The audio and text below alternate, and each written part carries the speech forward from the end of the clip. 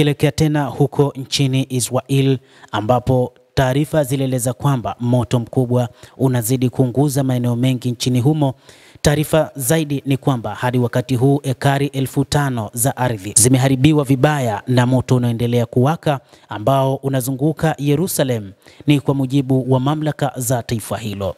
Eneo hilo linajumuisha takribani ekari 3,000 za misitu na maeneo ambayo ni ya vichaka yanazidi kuungua wakati huu. Miongoni mwa maeneo yaliyoharibiwa na moto huo ni pamoja na mbuga kubwa ya Canada karibu na Beit Shemesh imeathirika zaidi. Taarifa zimeeleza zaidi, mamlaka ya Israel imeamua kuwaruhusu wakazi wote wa miji waliohamishwa kutokana na moto wa nyika kurudi majumbani, na hii ni kwa mujibu wa msemaji wa jeshi la zimamoto na uokoaji.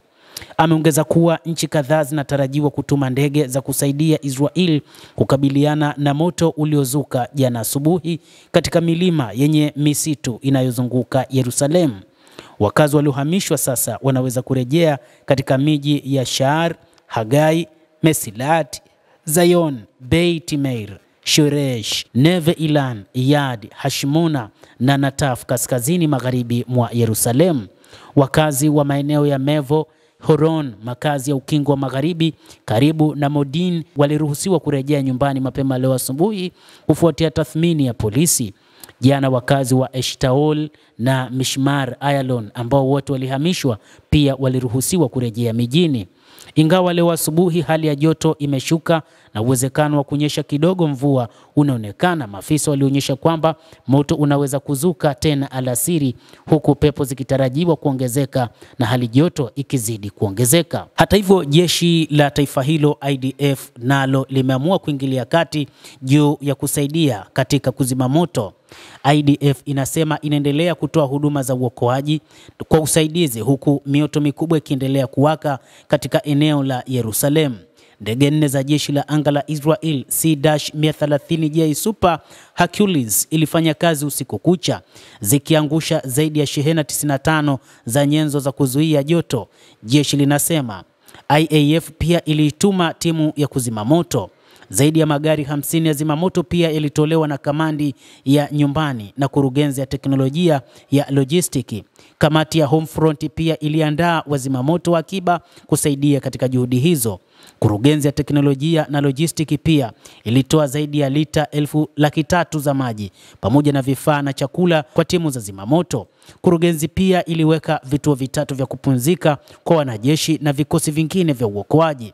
Zaidi ya hayo, jeshi linasema kuwa usiku kucha lilitumia makumi ya magari makubwa ya ujenzi kuzuia moto huo kuenea. Kurugenzi ya ujasusi wa kijeshi pia inasaidia pamoja na kitengo chake cha 9,900 ambacho kinajishughulisha na visit au upelelezi wa kuona, kutekeleza mipango kadhaa ya ndege na satellite juu ya moto ili kuweka ramani ya maeneo makuu ya moto.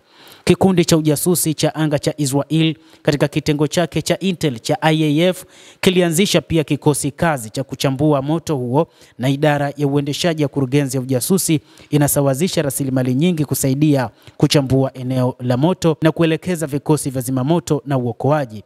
IDF iliongeza kadhalika viongozi mbalimbali wa ulimwengu ikiwa ni pamoja na Emmanuel Macron wa Ufaransa wamesema wapo tayari kwa ajili ya kupeleka timu za kusaidia uzimaji wa moto huo. Hata hivyo, wakati huu bado uzimaji wa moto huo unaendelea, lakini mpango ni kuona kwamba wanafanikiwa, lakini zaidi ni kwamba hadi wakati huu tangu moto ulipoanza siku ya jana ekari 5,000 zimeshaungua.